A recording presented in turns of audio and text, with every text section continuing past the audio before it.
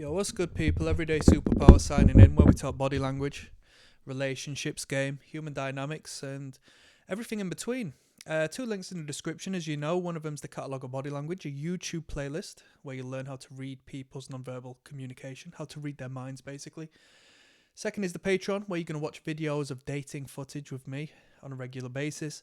I'll break down the attraction and repulsion cues. You'll see it in real life, and you'll breeze yourself through the dating market. Now, let's talk. The topic of this one is going to be the difference between a boy and a man isn't necessarily age. It's a separation and a difference of maturity. Okay? And I guess it could be through the eye of the beholder and the particular lens as to what you're looking at that person through, right? Because you can be successful in some realm in a masculine way, but quiet, held back in another, right? And I'll tell you me personally, right? But we'll continue on. So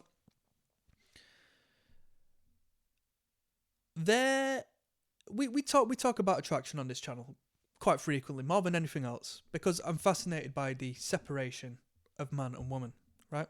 Hold on, let me just itch my nose. So, sorry if I got the sniffles here, people. So, let's say you want to be perceived as a man because you would find it offensive to be called a boy, right? You're just a little boy. Imagine being a legal adult, having some degree of pride in yourself, not necessarily in a sinful manner, not in an egocentric manner, but, you know, some degree of self-assurance. And then somebody says, you're just a boy. One might get offended. One might question themselves. Why am I being perceived as a boy?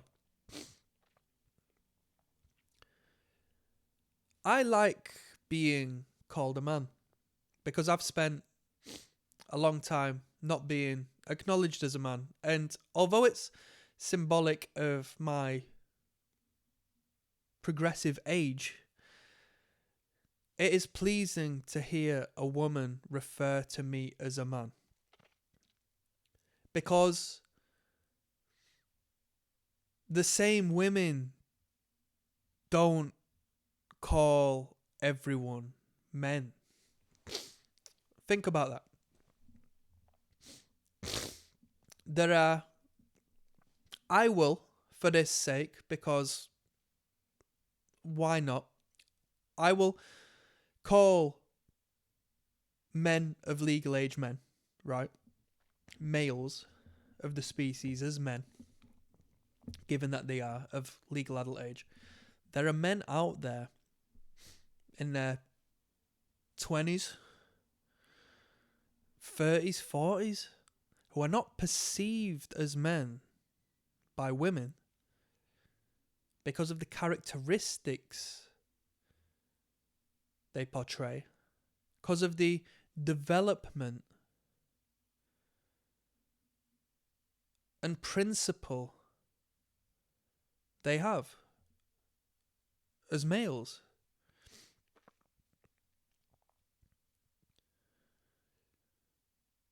A woman respects and is attracted to male characteristics and qualities because it portrays the balance, the counterpoint to that being, right? If you want one and one to come together and make two, you must be the other half. And if you are portraying but half of that half, you are going to be perceived as inadequate. 0.5 plus 1 does not equal 2. It equals 1.5. So you need to elevate yourself to a whole darn man, and be perceived as a man, for that woman to come to you and create two.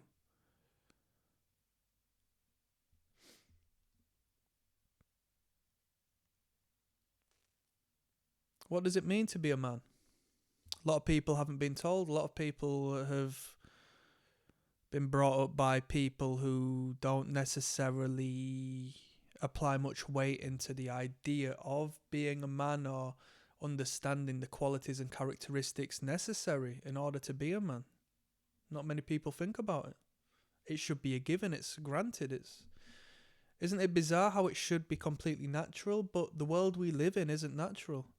The world we live in, it's advertised to us to fall confused of who we are, to be bewildered of the people around us, to not understand the people around us, to not call a spade a spade. We're being told that yes is no and no is yes and up is down, and this is why it's complicated nowadays for a young boy growing into a man to understand what is right to do, because when he acts like a man, he is called toxic. There's extremes in any characteristic that could be arguably toxic, an overcompensation of such. But to possess qualities to a lighter degree, to a controlled degree, that's not. To be aggressive isn't toxic. That's to be a man.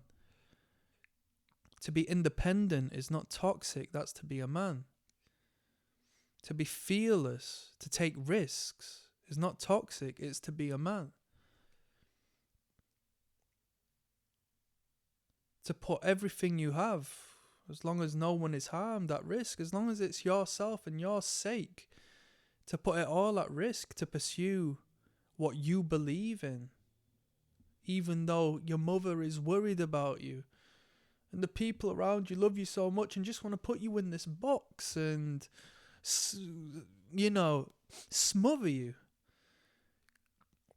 It's not toxic. That's being a man. The man or the boy should disconnect, should cut the cord from the smothering, the coddling of the parents as early as possible, and do so in a manner you never seriously cut the ties, because we are human and the triad is us. There's a triangulation between the child, the mother, and the father. 3 is perfect.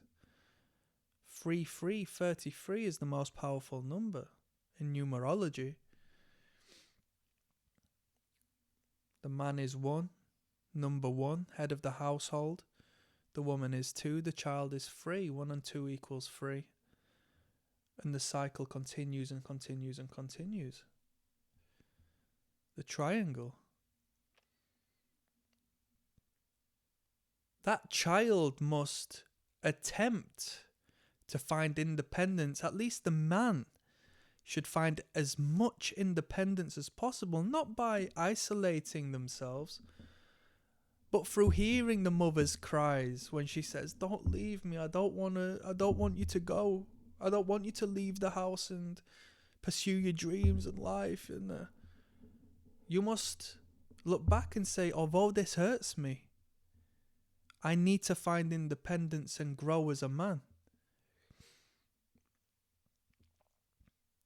You detach from the one who loves you the most, and as painful as it is, that is where you start to grow outside of your comfort zone. That's not to say you cut contact off with no one. No. People learn to understand who you are and admire you and respect you for putting one foot before the other and beginning your journey.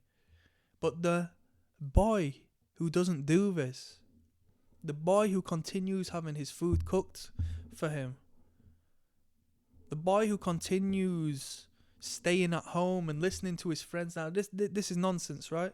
Now this is real talk, right? The friends around you that say, "Oh, stay at home for as long as you can. Stay at home for as long as you can. Save money. Trust me, it's well expensive living out here, blah, blah, blah." No. Get your ass out of the house.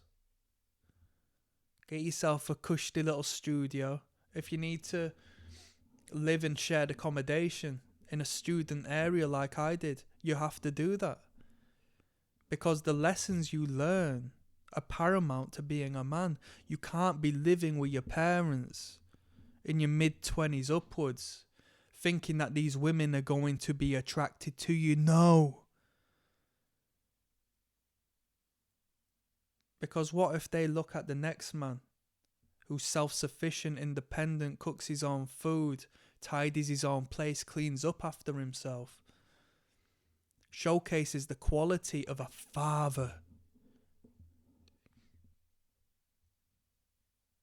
She's fertile. She ovulates.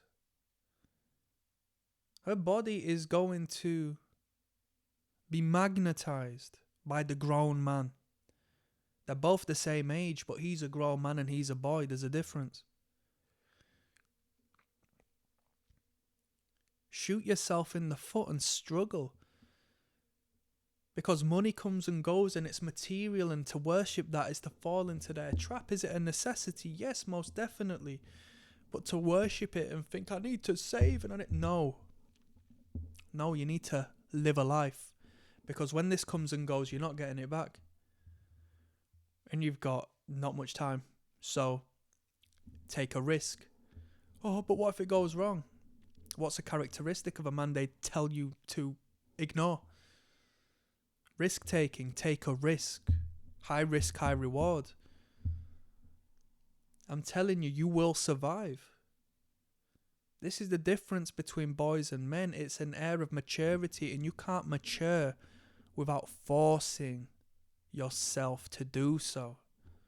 And you don't strategically, technically force yourself. No. It just comes with movement. It comes with progression. You mature through the learning curve that comes through exploring and adventuring the unknown, and it's a fulfilling journey.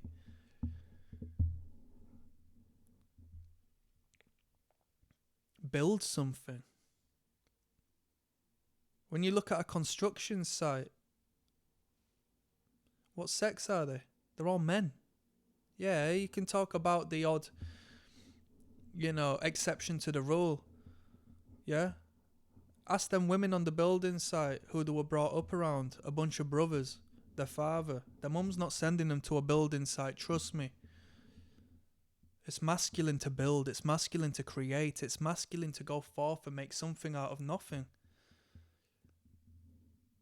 The roof over your head right now was built by a man, no doubt. If people are out there building and you're not because you're too cozy and comfortable, you're no different to the baby you once were. Go do it yourself, man. Let the cycle continues when that beautiful, loving woman comes into your life and portrays the mother you disconnected from. And the cycle continues now. That's a deepness. And that's the reality. She finds her father in you. Independent, strong, stoic, reserved, powerful, providing. And you find your mother in her.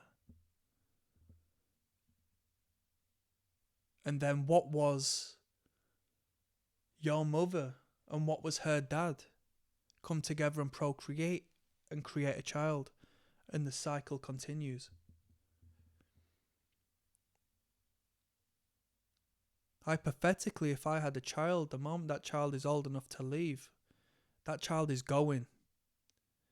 I'm going to be there, but I'm not going to withhold the development of this young, strong man. This is real talk. This is game. We can go on like this forever. Let's talk. Click like and subscribe. Peace.